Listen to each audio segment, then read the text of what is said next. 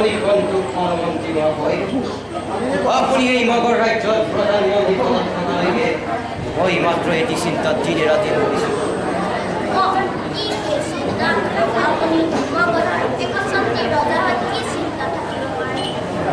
তেন্তে মন্ত্ৰী মহাশয় ৰাজ্য শাসনৰ মোৰ বিদিষ্টা জন্মিছে মোৰ দুই পুত্ৰ কাক ৰাজ্যভাৰ অৰ্পণ কৰিলে ভাল হ'ব তাকেই মই স্থিৰ কৰিব পৰা নাই জ্যেষ্ঠ হিচাপে যদি দুৰ্ভক্তি তেন্তে পৰিচয় গতিকে মন্ত্ৰী মহাশয় তাৰে এটা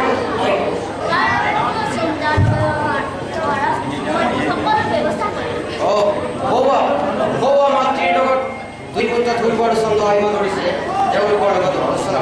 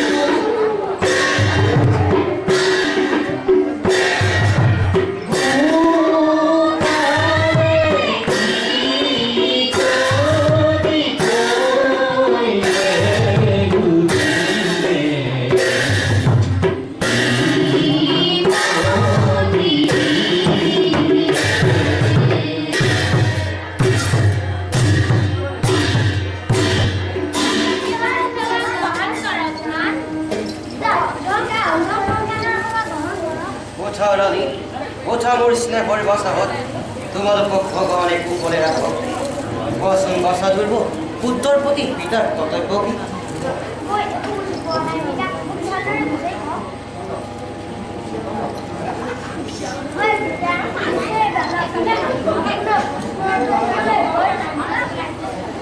তেন্তে বাচা ধৰিব চন্দ্ৰ বৰ্তমান মোৰ এই বৃদ্ধ অৱস্থা ৰাজ্য শাসন কৰিবলৈ মই অপাৰগ হৈছোঁ গতিকে বাচা ধৰিব তুমি এই ৰাজ্যভাৰ গ্ৰহণ কৰি মোক অব্যাহতি দিব লাগে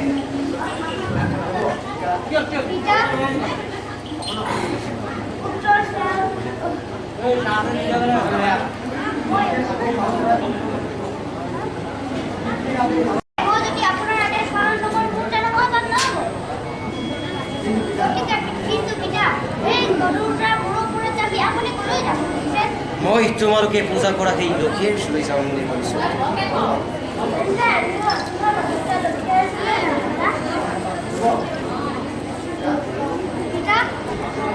আপোনাৰ অভিয়ানে মই কেনেকৈ ৰাজ্য চলাম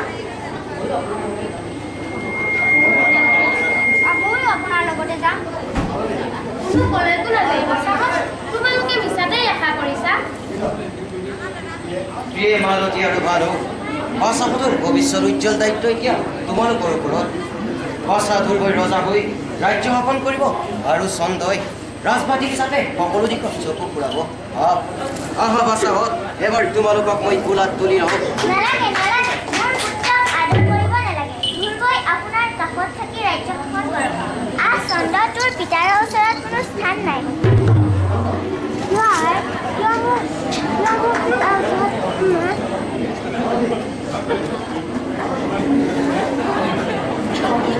পুত্ৰৰ যদি পিতাকৰ ওচৰত স্থান নাথাকে তেন্তে কাৰ ওচৰত স্থান থাকিব? তুমি এনে ভাৱ কিয় তুমি তেনেকৈ কিয় কৈছা ভানু? মই সকলোবোৰ বুজিছোঁ। আহা ধ্ৰুৱ, আমি ইয়াৰ পৰা আঁতৰি যাওঁ।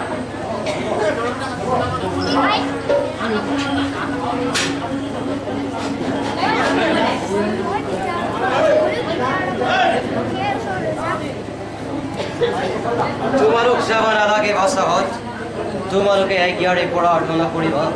হাই হাই, মই সেই দুই পুত্ৰৰ পিতৃ, মই সেই নিদাৰুণ পত্নীৰ পতি। ভানু, তুমি কাৰ আগত কথা কৈছা জানানে? ইয়াৰ পৰিণাম কিমান বিষয় হ'ব পাৰে? পৰিণামৰ বিষয়ে জানিবলৈ মই ইচ্ছা নকৰোঁ, মাত্ৰ গ্ৰহণ কৰিবলৈহে। কি তোৰ ইমান অহংকাৰ? ৰাক্ষস কুলত জন্ম লৈ পালিত মগধৰ ৰাজন্তে কুলত এনে কুটু বাক্য প্ৰয়োগ নকৰিব। মই আপোনাৰ ইচ্ছাত কোনো বাধা দিব খোজা নাই। আপোনাৰ যি ইচ্ছা তাকেই কৰক। মই সকলো বুজিছোঁ ভানু, তোমাৰ মনোভাৱ। বাছাধুৰ্বক ৰাজ্যভাৰ দিবলৈ খোজা তুমি বাউলী হৈ পৰিছা। মনত ৰাখিবা ভানু, জ্যেষ্ঠজন থাকোঁতে কনিষ্ঠজনক ৰাজ্যভাৰ দিয়া উচিত।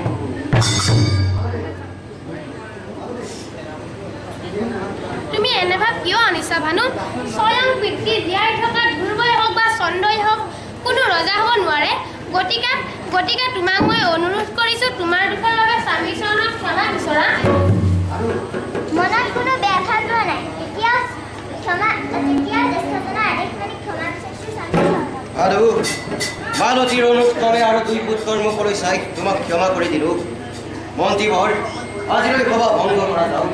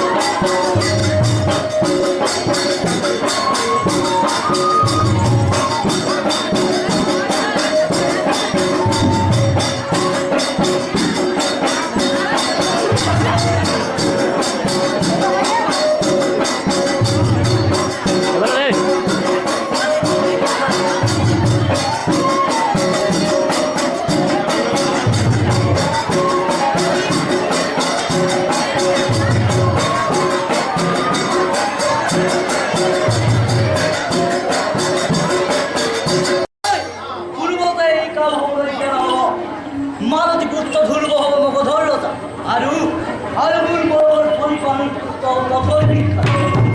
মই স্বয়ং মামা জীয়াই থকাত ভাগিৰৰ এনে অৱস্থা মই কেনেকৈ পাইছোঁ? কিন্তু তুমি ভাবিছা তোমাৰ জ্যেষ্ঠ পুত্ৰ ধ্ৰুৱক ৰাজ্যভাৰ অৰ্পণ কৰি এই ৰঞ্জিতৰ শৰীৰত এক বিন্দু তেজ থকালৈকে কেতিয়াও হ'বলৈ দিব। চলে মনে বুদ্ধিৰে কৌশলে হ'লেও চন্দ্ৰক এদিন নহয় এদিন মগধৰ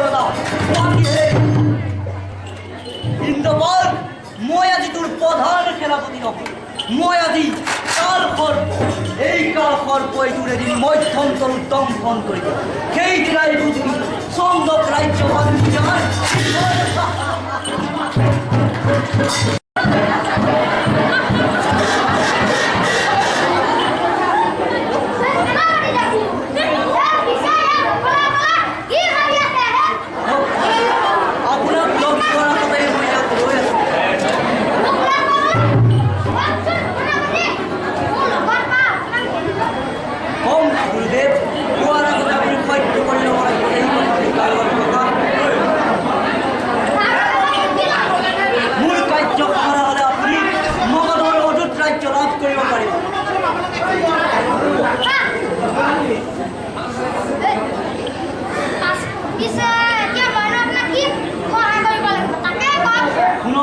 গুৰুদেৱ কালিলৈ লক্ষী পূজা আপুনি ৰজাৰ ওচৰলৈ গৈ এটা দান বিচাৰি ৰজা ইন্দ্ৰপাল মহাদান দানশীল গতিকে আপুনি তেওঁৰ জ্যেষ্ঠ পুত্ৰ ধ্ৰুৱক দান হিচাপে বিচাৰিব আৰু সেই সুযোগতে ৰজাৰ সময় ধ্ৰুৱক পৰিত্যাগ ব্যৱস্থা বহুত এইকণ সহায় কৰিব আপুনি পাৰিবনে?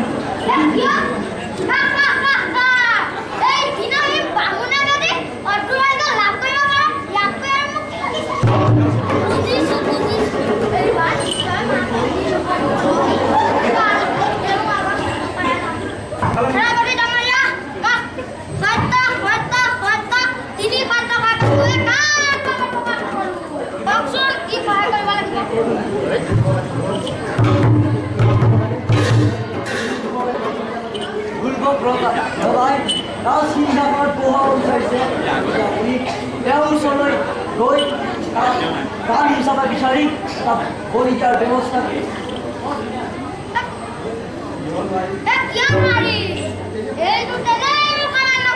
যাওক গুৰুদেৱ যাওক গুৰুদেৱ পলম নকৰিব যাওক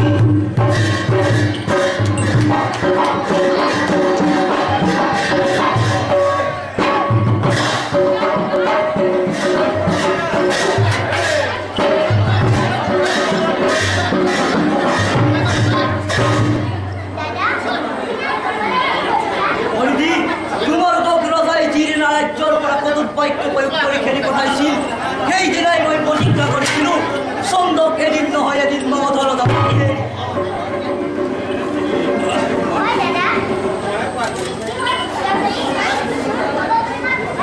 কি হল কি হয়ে যাব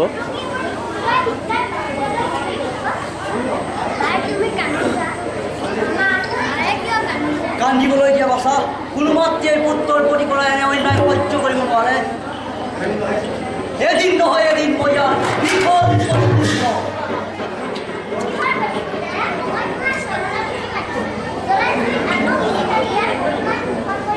হওক ভীষণ পৰিণাম এই ৰঞ্জিতে কোনো পৰিণাম নহয় ভয় নকৰে মাত্ৰ হয় মোৰ কাৰ্যত বাধা দি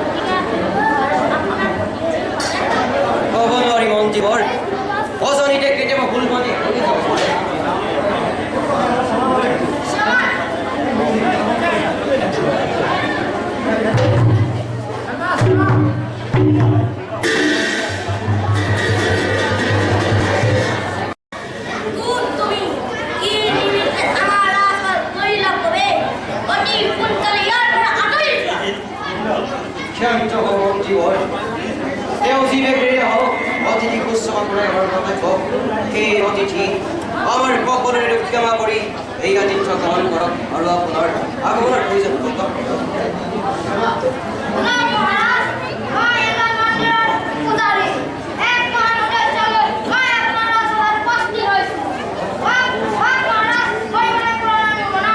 নিশ্চয় করিম ব্রাহ্মণ মাত্র আপনার প্রয়োজন প্রকাশ করক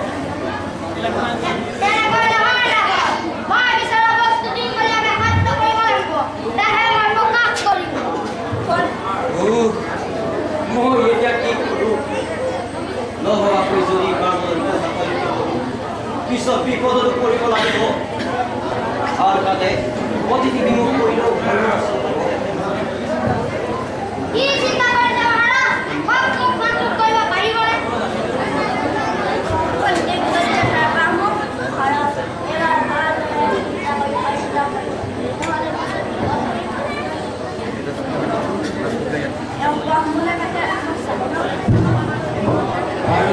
যাই হোক কপালৰ ৰিকল কেতিয়াও খণ্ডন নহয় সেয়েহে ব্ৰাহ্মণ আপোনাক যি বস্তুৰে প্ৰয়োজন নিজ প্ৰান্তি হ'লেও আপোনাক সন্তোষ কৰিম আপুনি মাত্ৰ প্ৰয়োজন প্ৰকাশ কৰক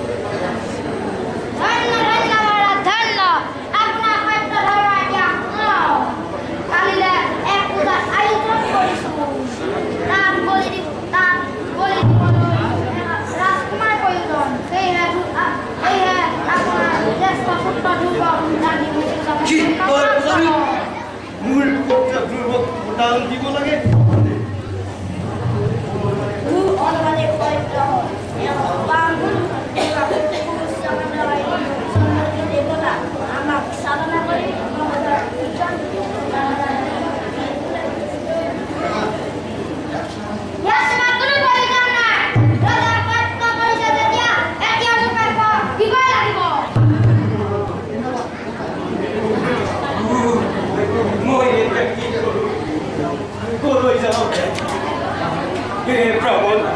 মোৰ সকলোকে ক্ষমা কৰক দুৰ্বৰ পৰিৱৰ্তে মোক এই বলি দি মা চণ্ডীক সন্তোষ কৰক নহ'ব দুৰ্বৰ বাহিৰে আন এটা প্ৰয়োজন মোৰ নাই হে ভগৱান তুমি মোক এতিয়াও মাৰি নিদিয়া কিয় মন্ত্ৰী বিপদৰ সময়ত এটা মোক উপায় দি মোক ৰক্ষা কৰক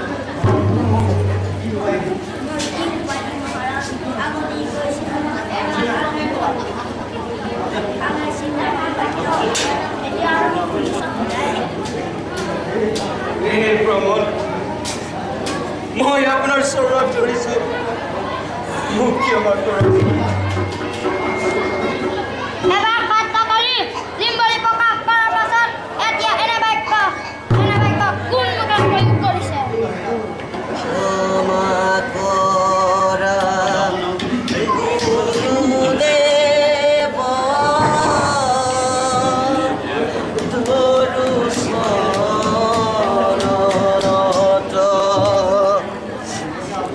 নিজকে অৰ্পিলো মই চৰণত নাজানিলো বুজি মই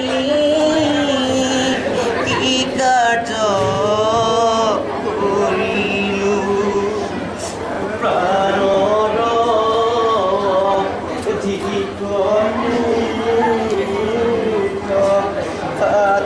হাততে হেৰাইলো কৈত যাওঁ কৈত কি কাৰ্য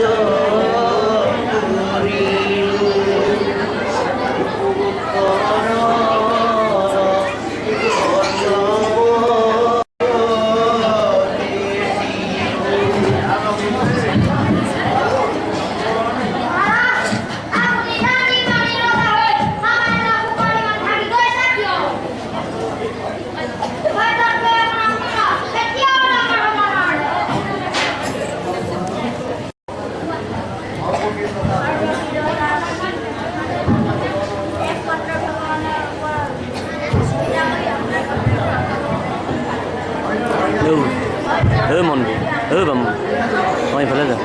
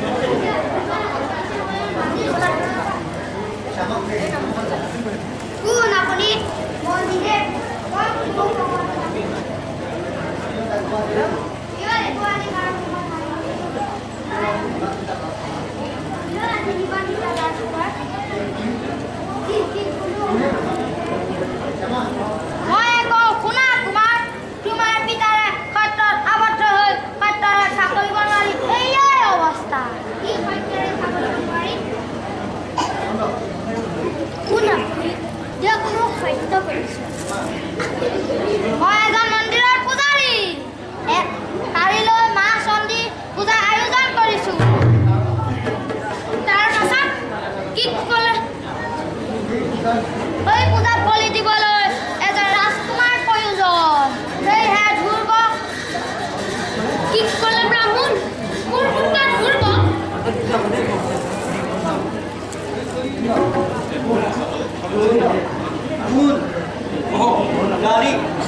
আৰু মোৰ স্নেহৰ পুত্ৰ চন্দ্ৰ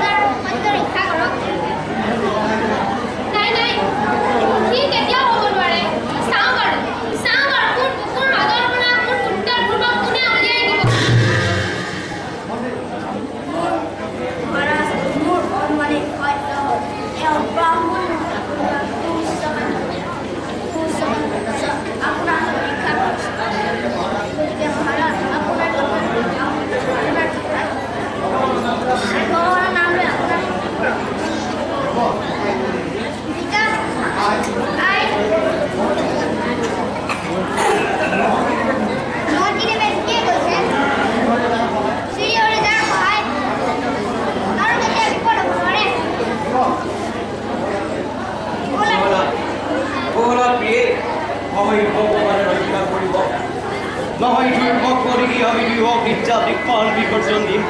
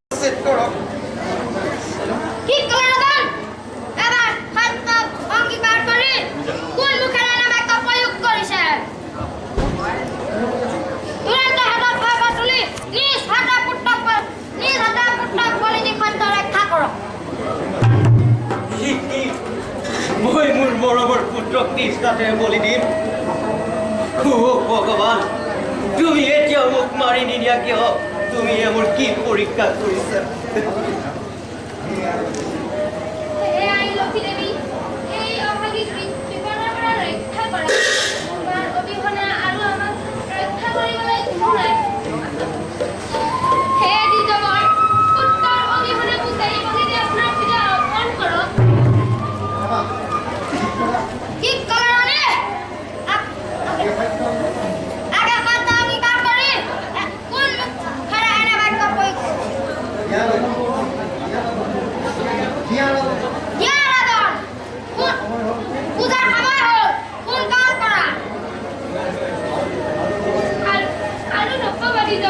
কিমান কাকতি মিনতি কথাটো আপুনি ধীৰই নকৰে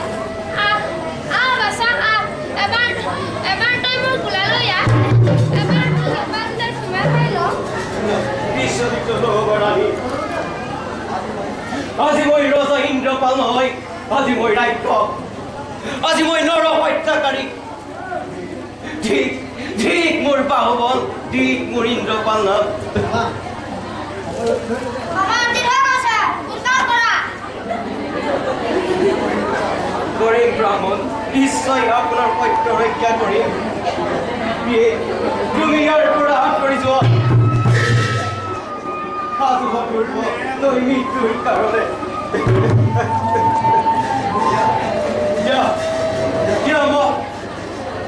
ব্ৰাহ্মণ মোৰ কাষত কৰিব বুলি দিয়া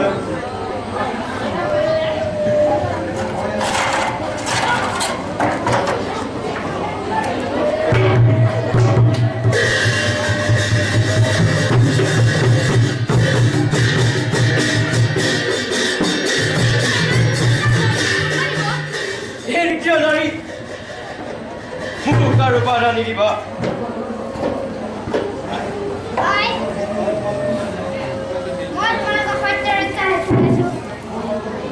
মোক সৰ্বদা ক্ষমা কৰিব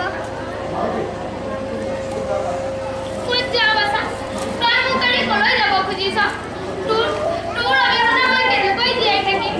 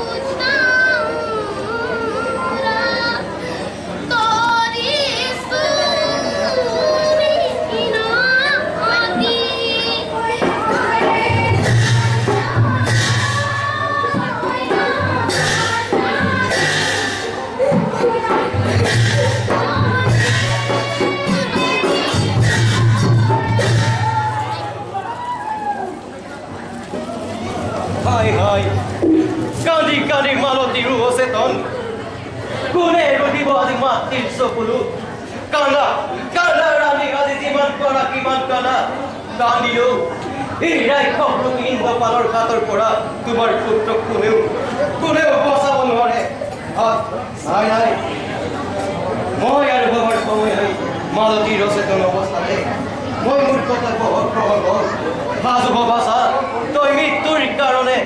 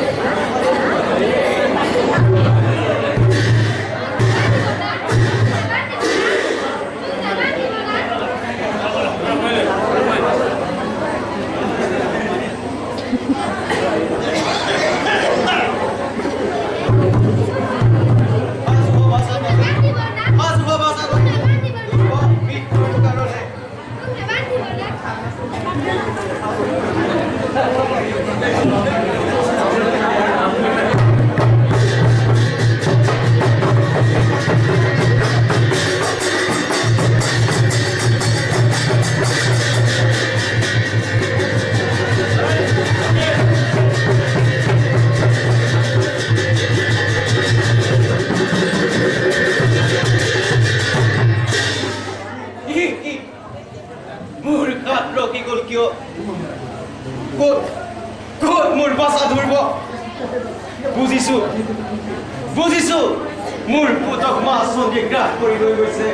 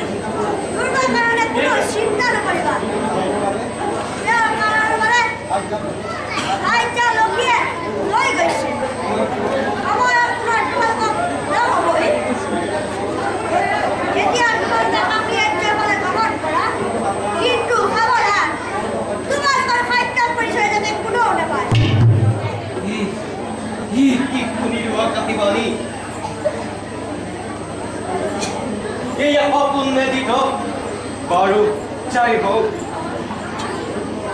দ্ৰব্যবাণীৰ মতে মই কাকি ৰাজ্যলৈ গমন কৰোঁ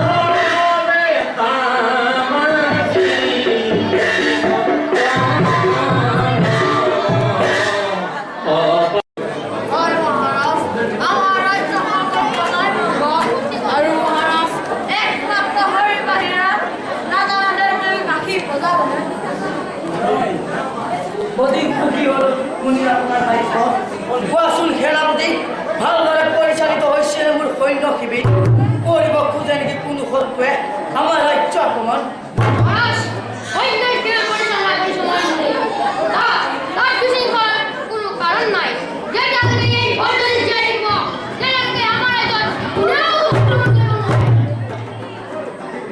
কিছু সেনাপতি তোমাৰ কৰ্তব্য নিষ্ঠা কিন্তু মন্ত্ৰী আৰু সেনাপতি মোৰ দ্বাৰা মৃত্যুৰ বাবে যাত্ৰা কৰিছিল বহুদিনৰ মূৰত ঘূৰি নহাত মোৰ চিন্তা হৈছে গতিকে তোমালোকে সোনকালে কইনাৰ অনুসন্ধান কৰা